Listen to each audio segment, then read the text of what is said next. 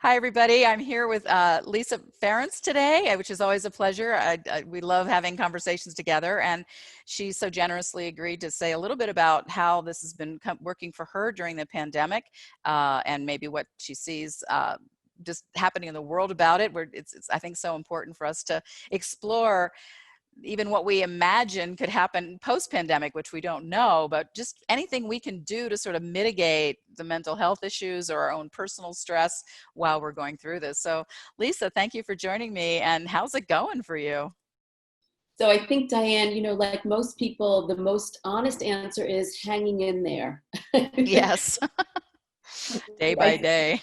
Yeah, literally day by day. And that in and of itself is kind of interesting, I think, for all of us, certainly for my clients, to at least see it as an opportunity to try to be present focused and present oriented. I think a lot of my clients are grappling with anxiety and worry, kind of the what if thing, projecting ahead, and I think that is being driven by this sort of underpinning of uncertainty, that's really kind of a hallmark feature of what's been happening over the last 2 months. And it makes sense that, we don't, as human beings, we don't like there to be a blank, we like to fill it in with answers and information. And I think that this is, for some of my clients, and even for me, it's an opportunity to just try to have some semblance of acceptance about not knowing, and kind of leaning into the uncertainty of it. And also, of course, normalizing, whatever emotions that's going to bring up in us to kind of be with that uncertainty. But I am trying to help my clients to kind of be in the present. And I think for me, one of the most important things to be helping them focus on, and for me to focus on, really are acts of self-care. And, I've been saying that this is such a paradox, in that when we feel threatened, anxious, scared, frightened, overwhelmed, I think it's in our biology to want to do social engagement, right? To want to Yes, connect we want to with other gather and people. connect to Right there. regulate. That's right. And so, unfortunately, what we're being told to do in response to this is literally the antithesis of that. We're told we have to do all this physical distancing. And I think that's so ego dystonic for us. We want to connect, we want to reach out, we want to use relationship as an opportunity to feel supported and comforted, and we're not able to do that. Whether we're staying 6 feet apart and can't hug each other, and or we have to wear masks, which is kind of bizarre because we lose so much of the connectedness when we can't see, full Can't face. read facial expression, which is a big way we interpret social engagement. Exactly. So, there is this uncertainty, and at the same time, rather than kind of going to what our biology wants us to do, we're needing to distance. And so I think because of that, the need for self-care is just so incredibly important right now. So I'm working a lot with my clients on every day, having them kind of creatively think about ways that they can be either exercising or listening to stuff on YouTube or on their phone apps that can be soothing and comforting and grounding and reassuring, making sure that they're eating properly, talking to a lot of clients about their sleep issues, because again, when there is that anxiety and that uncertainty, it definitely shows up in not being able to sleep well. And also bizarre dreams, Yes, that are bizarre basically dreams. symbolic usually for the pandemic. I had a dream about actually taking a car from a friend without permission in the dream. And then I was driving down a hill and had no brakes, So I Well, was that's like, okay, awful. this is like the onslaught of this is not ending, and it just keeps coming, right?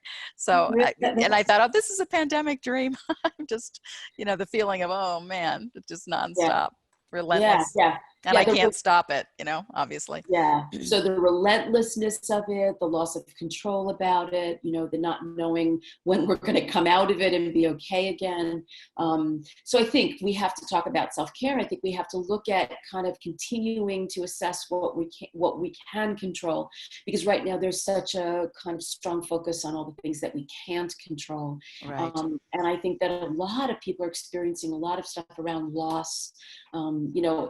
I can't tell you the number of times I've had to either erase or delete an event, right, from my calendar, because it's Yes. just It's not happening. Literally this morning, I got 2 more emails saying, can we push those trainings that you were going to give, for 4 months from now? So just a lot of losses around the things that give us a sense of future, that give us a sense of identity, that give us a sense of excitement. I've got clients who are complaining a lot about being bored, Yeah. right? Because suddenly our world's got so small, so fast. Mm-hmm. And And then there's lots a fear of that. people. You see people as potential carriers. It used to be that if somebody wore a mask, you thought they were robbing a bank or something. Now it's like a sign of safety. But there's kind of this, okay, I've got to get off the bike path so that this person, I have a big, and you might smile, but they can hardly see the smile because you've got a face over, mask over your face. You say something friendly, but it's just odd social circumstances. And I know you do, which I love this about you. You do it really strongly attachment informed, awareness in your trainings. And I think one of the things we want to just remind ourselves of, the more we can practice our own secure attachment skills, whatever that is for us, reaching out or maybe even self-regulating more, whatever that might be, that I like it working through the attachment lens, because you can really look at concrete skills that a person might want to work on.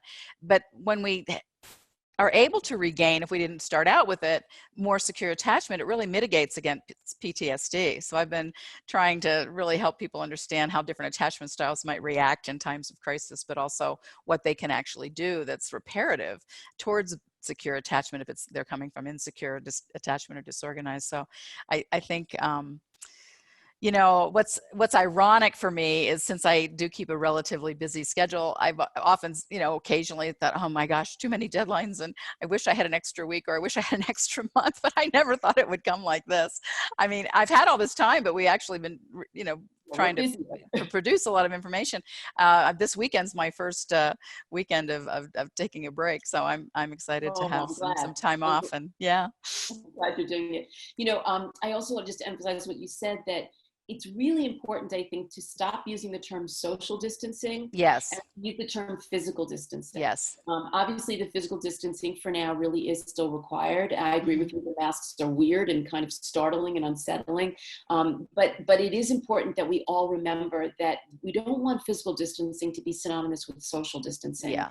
And it's a unfortunate naming that they did there. Yeah, it is, right? Because it's gonna fuel that idea of isolation and disconnection, when, as we said, we actually need connection and attachment, frankly, now more than ever. So just reminding people to, use, I know people get a little Zoom fatigue after a while, but, but still making the commitment to Skype and Zoom and do FaceTime with loved ones and extended family members. And I'm telling my clients when they walk, even though people are wearing masks, to wave, Yes, I do that. Yes. A brief moment of connecting again, Right.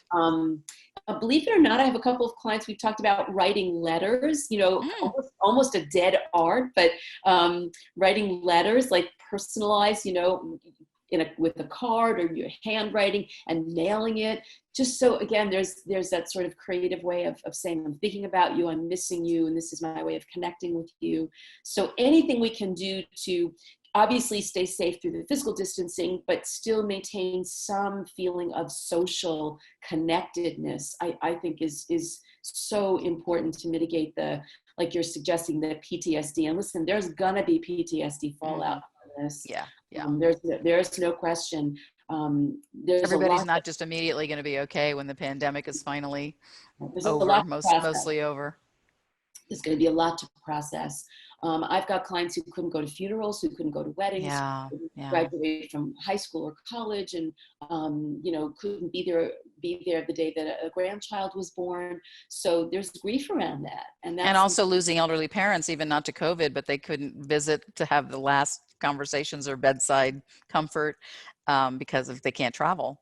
And, I know there was one funeral that they did by drive-by, and I thought, well, that must have been odd. And then also, I know Tirsa Firestone was telling me that she's a rabbi as well as a therapist, and she said that she facilitated an 80-person Shiva, but on Zoom.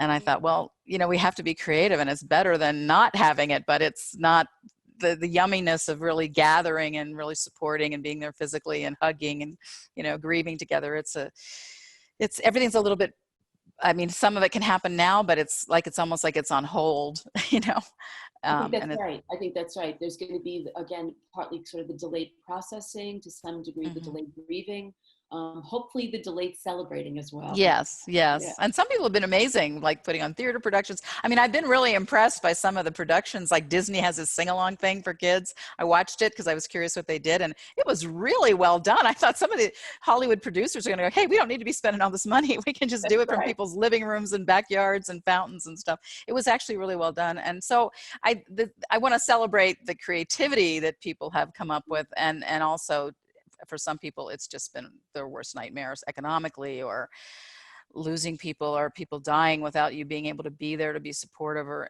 just a lot of mixed tragedy. And then as well as sometimes people are, it seems to amplify if people have really healthy families, really enjoying that time or that relationship. And if there's cracks in it, then and you're living with somebody who's really volatile or still in the throes of disorganized attachment or trauma or perpetrating it. I mean, I don't even know how people are managing that, because there's no place to go, and they can't even get on the phone with privacy to report, so it's a very challenging time. And I don't know, I just wanted to chat with you about it a little bit, because I know you understand these dynamics so thoroughly. Yep. So self-care and social connectedness in safe ways. Reminding ourselves that this is time limited, because it is. Yes, we'll It's not, eventually get through it. yeah, it is not going to stay like this forever. And hopefully we also can use this as an opportunity to focus in on what we have to be grateful for. Sometimes it does take Mm-hmm. tragedy, crisis, very profound changes in our lives, a state of disequilibrium, for us to kind of take a half a step back and just remind ourselves of what we do still have to be grateful for. And gratitude changes our brain chemistry in positive ways. So I think if we can find a way to hold that, and that's not to in any way minimize the suffering, the pain, the sorrow that so many people are experiencing. It's not either or, though. I think it can be and both. And Mm. so as we acknowledge and validate and try to bring as much comfort as we can to people who are suffering and are in pain, to also try to hold some semblance of gratitude. And as you suggest, people have been creative, and what I'm going to tell you in closing is that rather than encouraging people to keep watching the news and to read articles that are terrifying, see if you can go online and find an article, because they're there, about something fabulous that one neighbor did for another neighbor. Mm-hmm. Something wonderful that an organization donated or did to help a There's a group lot of of people. those. There's a lot of those stories. I heard about I don't know all the details, but a principal in Texas that went around to 600 of his students and took these like long distance selfies and handed them, or, with the physical distancing, somehow managed to give them their certificate and a box of candy and celebrate their graduation, because I couldn't have a graduation. But he went around to 600 kids. And I thought, wow, that is so cool. And my niece is set to graduate from high school right now, and she bought this really beautiful prom dress, which of course is not happening. So I've been, encouraging her from a distance. It's just a lot of rites of passage that aren't happening, but eventually, hopefully, there'll be some creative way of. I know that people are doing addresses, graduation addresses online, and people are doing the best they can. But it is a challenging time. But I agree with you with gratitude. And sometimes when there's dark times, the light pokes through in a really beautiful way.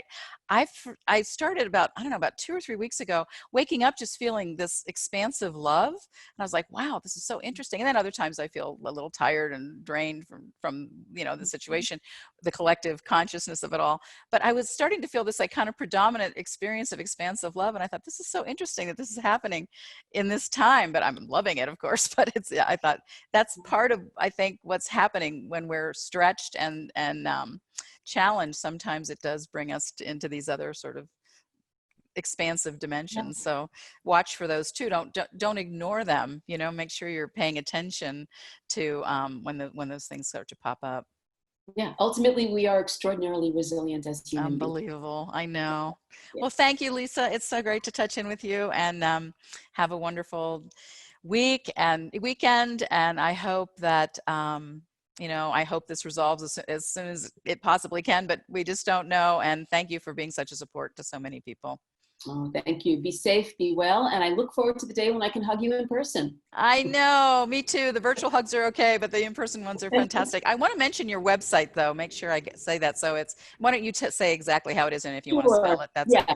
So it's the ferentzinstitute.com, and Ferentz is spelled F as in Frank, Erentz. So all the resources and my books and everything else people can access there, the ferentzinstitute.com. Fabulous. Okay. Thank you so much. Bye for now.